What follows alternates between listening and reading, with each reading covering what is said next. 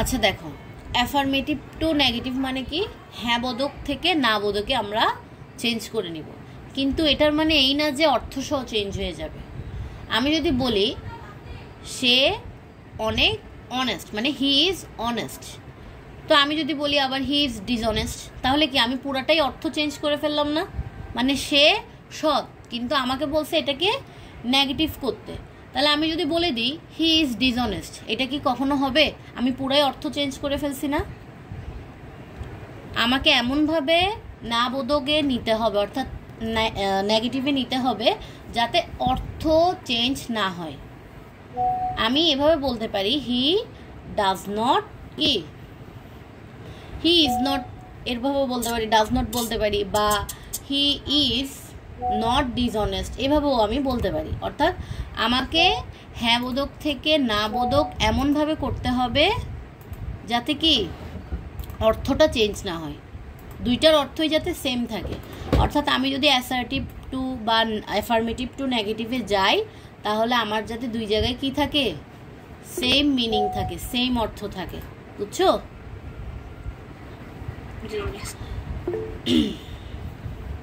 আচ্ছা, এগুলোর আগে আমরা জেনে নিই অ্যাফার্মেটিভ সেন্টেন্স কি, তারপর হচ্ছে নেগেটিভ সেন্টেন্স কি। এগুলো তো বললামই যে সেন্টেন্স দ্বারা হ্যাঁ বোধক বিবৃতি বোঝায়, অর্থাৎ নর্মাল সেন্টেন্সগুলা, যে সে ভালো, সে মন্দ, সে খায়, হ্যাঁ সে ঘুমায়, নর্মাল যেসব আমরা কথাবার্তা বলি ওগুলাই অ্যাফার্মেটিভ সেন্টেন্স। বুঝছো?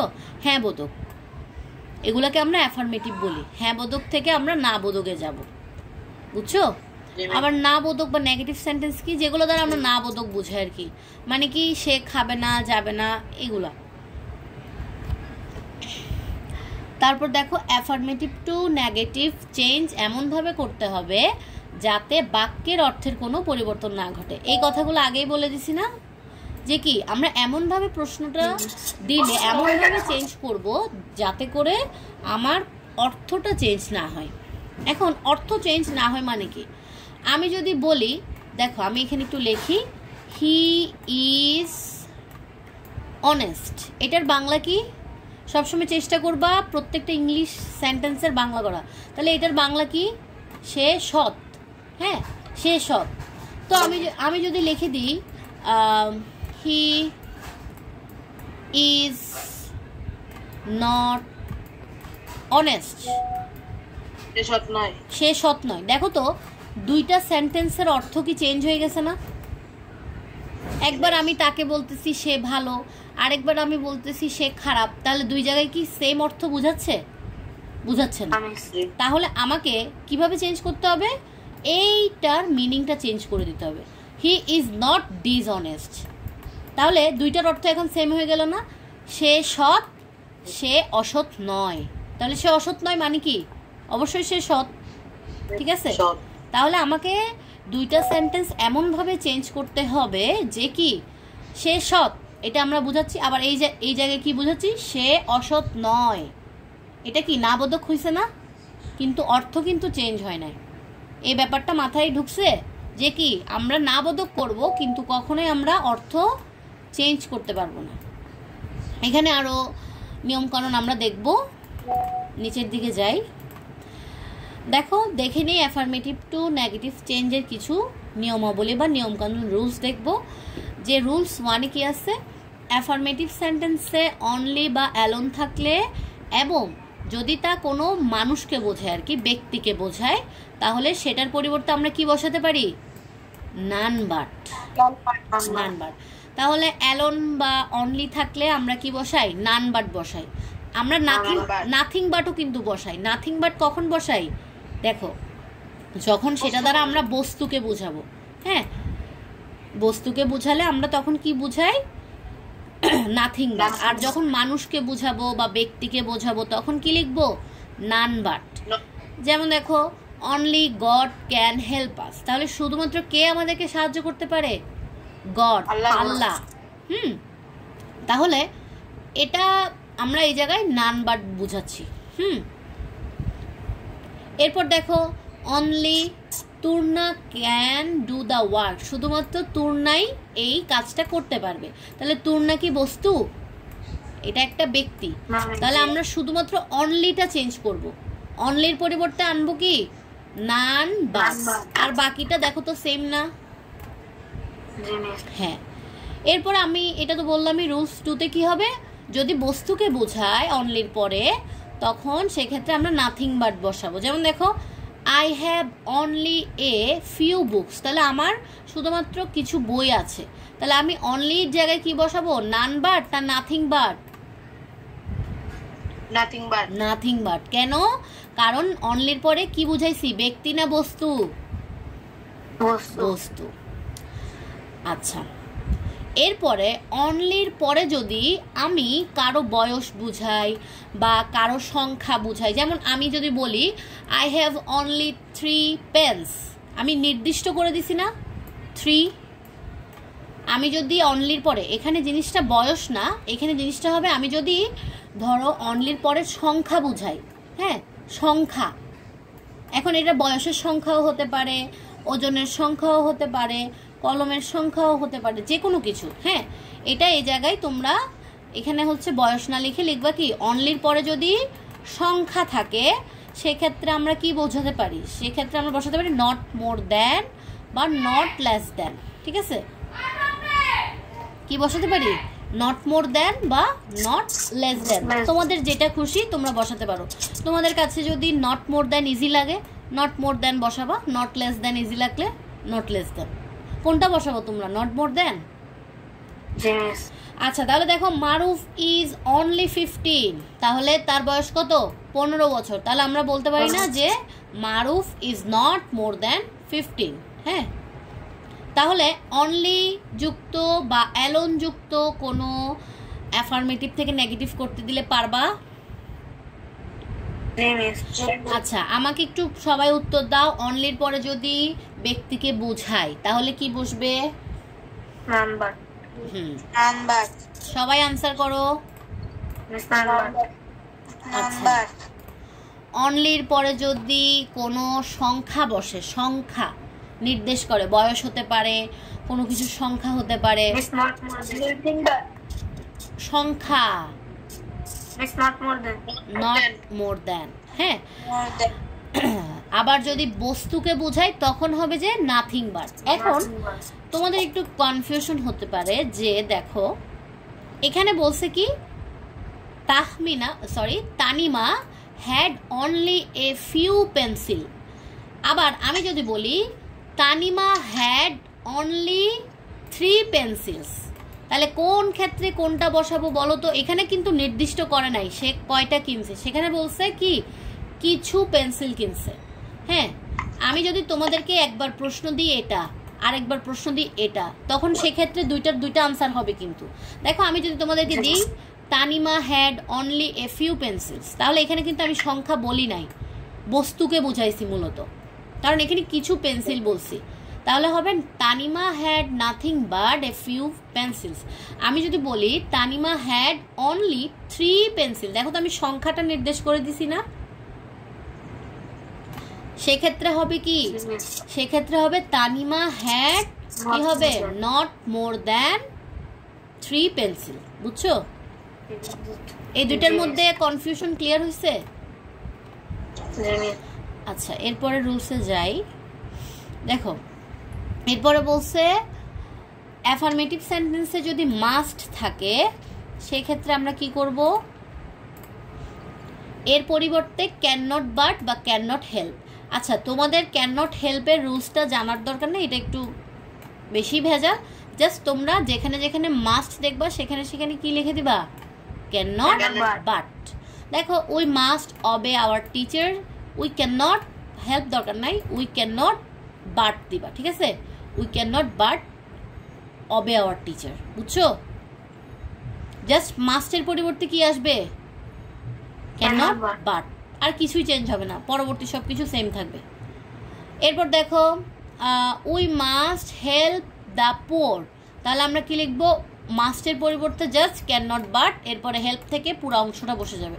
এখানে আবার হেল্প দেখে মনে করিও না যে হেল্পের রুলসটা বসবে না, হেল্পের রুলসটা বসবে না। সব মাস্টের পরে তুমি মাস্টের জায়গায় কি লিখতে পারবা, ক্যান নট বাট লিখতে পারবা। এরপরে মাস্টের পরে যা আছে তা ক্যান নট বাটের পরে বসে যাবে, হুবহু চেঞ্জ হবে না। মাস্টের রুলসটা ক্লিয়ার হয়েছে? জি মিস। আচ্ছা, এরপর দেখো অ্যাফার্মেটিভ সেন্টেন্সে এভরি থাকলে এইটা কিন্তু অনেক ইম্পর্টেন্ট একটা রুল। অনলি দিয়ে যেটা বুঝাইছি ওইটাও কিন্তু ইম্পর্টেন্ট। আমি এখানে বেশিরভাগ ইম্পর্টেন্ট রুলসগুলোই রাখছি। এভরি যুক্ত রুলসটা হচ্ছে অনেক ইম্পর্টেন্ট, কারণ এটা দিয়ে তোমার অ্যাসার্টিভ টু ইন্টারোগেটিভেও তোমার কাজে লাগবে। এটা দেখো এভরি থাকলে আমরা কি করব? এভরি থাকলে এই জায়গায় আমরা দেয়ার ইজ নো লিখব। দেয়ার ইজ নোর পরে যদি তোমার কাছে প্রশ্ন থাকে যে এভরি বডি, তাহলে হবে কি দেয়ার ইজ নো বডি। যদি থাকে এভরি মাদার, তাহলে হবে দেয়ার ইজ নো মাদার। অর্থাৎ দেয়ার ইজ নোর পরে কোনটা আমরা যুক্ত করব? এভরির সাথে যেই শব্দটা যুক্ত অবস্থায় থাকে সেই শব্দটাই আমরা দেয়ার ইজ নোর পরে যুক্ত করে দেব। এরপরে লিখব বাট। হ্যাঁ, তারপরে দেখো ক্যান নট হেল্পের পর ভার্বের বাকি অংশ। দেখো তুমি যদি ক্যান নট হেল্প বসাও তাহলে তুমি এটা লিখবে। আমরা এই রুলসটাতে যাব না। হ্যাঁ, আমরা সবসময় বাটের রুলসটাতেই থাকবো। তাহলে এই রুলসটাও বাদ। আমরা কি করব? দেয়ার ইজ নো, তারপরে এভরির পরে যে অংশটা থাকবে সেটা বসবে, এরপরে আমরা বাট বসাবো, এরপরে বাকি সব কিছু সেম। যেমন দেখো every mother loves her child, তাহলে আমরা এভরির পরিবর্তে কি আনবো? দেয়ার ইজ নো আনবো না? হ্যাঁ, তারপরে মাদারটা বসে যাবে। এরপরে দেখো আমি কি বলছিলাম যে এভরির পর এভরির জন্য আমরা দেয়ার ইজ নো আনবো, তারপরে যে ওয়ার্ডটা থাকবে ওটা বসাবো, এরপরে কি বসাবো? বাট। এই যে দেখো বাট বসছে। এরপরে লাভস হার চাইল্ড ছিল মাদারের পরে, দেখো সেম বসে গেছে না? কিছু চেঞ্জ করছি না? তাহলে এটা একদম ইজি রুলস, কিন্তু বুঝতে হবে, এটা তোমার ইন্টারোগেটিভেও কাজে আসবে। তারপর দেখো every body hates a liar, তাহলে এভরির জন্য আমরা আনবো দেয়ার ইজ নো, বডিটা বসে গেল। এরপরে আমরা কি বসাবো? বাট। এখানে ভুলে বাটটা আসে নাই, বাট এখানে একটা কি আসবে? বাট। বুঝছো? But hates a liar. বুঝছো? বুঝা গেছে? এভরি রুলসটা বুঝা গেছে? বুঝি নাই, আবার বলো। আই হেয়ার আসছে কেন? আই কোত্থেকে আসলো? আই কোথায়?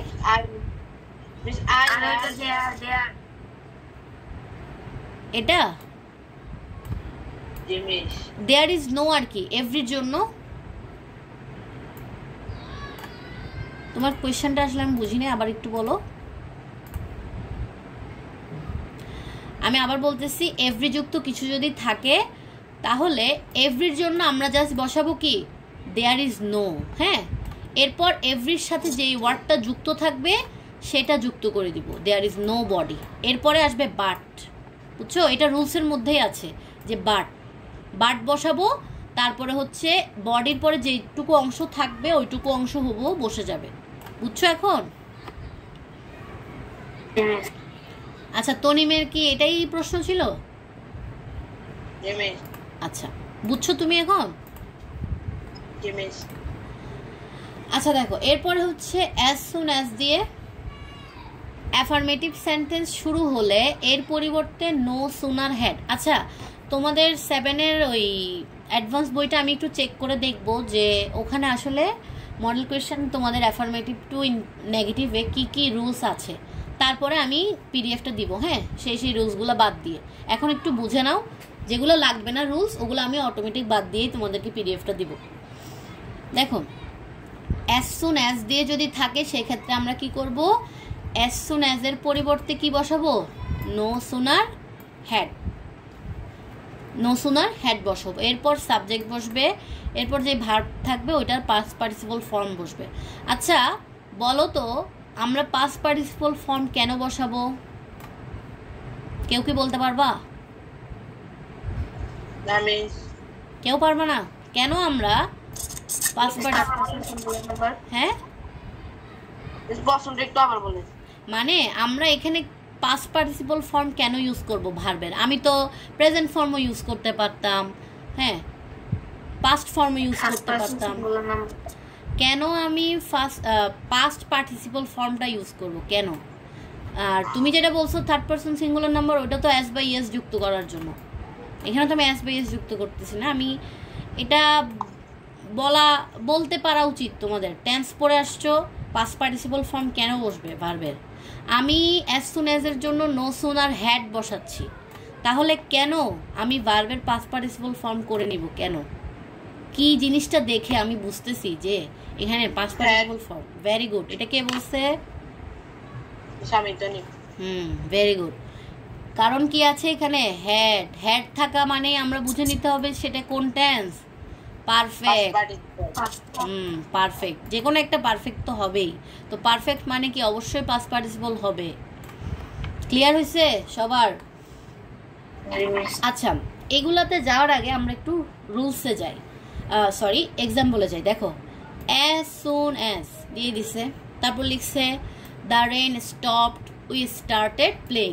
মানে অ্যাজ সুন অ্যাজটাই তোমার আসল টার্গেট, এটাই তোমার ক্লু যে এটা দেখে তোমাকে নেগেটিভ করতে হবে। তাহলে দেখো, অ্যাজ সুন অ্যাজ এর পরিবর্তে আমরা বসাবো কি? কি কার্টুন বানাইছো তুমি? সুন্দর না? হ্যাঁ সুন্দর হয়েছে। আচ্ছা ভালো হয়েছে, যাও যাও। দেখো, অ্যাজ সুন অ্যাজ এর পরিবর্তে আমি বসাইলাম কি?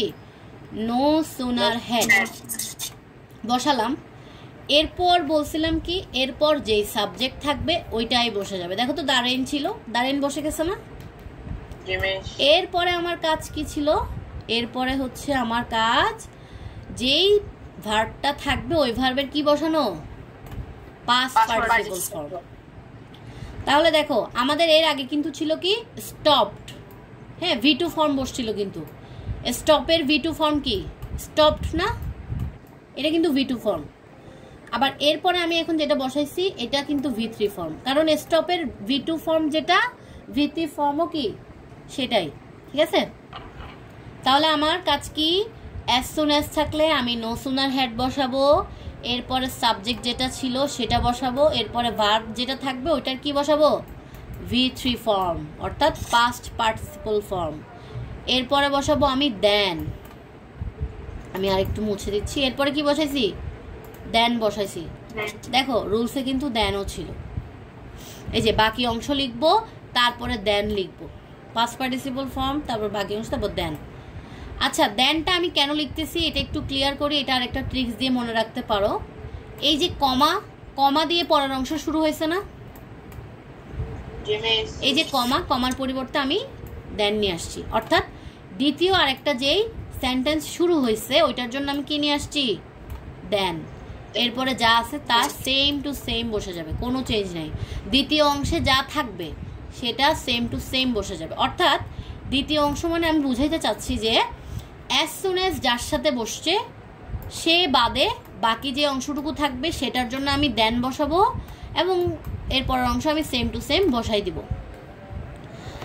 আচ্ছা, এটা আমি আরেকবার বলতেছি। এই রুলসটা কি করব? অ্যাজ সুন অ্যাজ দেখলেই আমি মাথায় নিয়ে আসতে হবে আমার কি লিখতে হবে? No sooner had. ঠিক আছে? নিয়ে আসলাম। এরপরে যেই সাবজেক্টটা থাকবে সেটা সেম টু সেম বসে যাবে, তারপরে যেই ভার্বটা থাকবে ওইটার V3 ফর্ম। আবার এই যে কমার আগে যদি ভার্বের পরে অন্য কিছু থাকতো না, হ্যাঁ, ধরো দ্য রেইন স্টপ স্লোলি বা কিছু একটা যদি থাকতো, বুঝছো, ওই অংশটাও কিন্তু এখানে দেনের আগে বসতো। কারণ আমি রুলসে লিখছি না যে পাস্ট পার্টিসিপল ফর্মের পরে যদি কোনো অংশ থাকে ওই অংশটাও বসে যাবে। তাহলে এখানে যদি কিছু থাকতো সেটাও কিন্তু বসতো। এরপরে কমার জন্য আমি আনতাম কি? দেন। এরপরে বাকি অংশ সেমই থাকবে। বুঝা গেছে? সবাই ক্লিয়ার হয়েছে? মাহিদ, আলামিন, আপন, রিফাত, তোমাদের ক্লিয়ার হয়েছে? আচ্ছা, এরপর আরেকটা এক্সাম্পল দেখি। কি বলছে? As soon as the thief saw, এখানে দা দুইবার আসছে কেন? আচ্ছা, দ্য thief saw, একটু আজানটা শেষ হোক।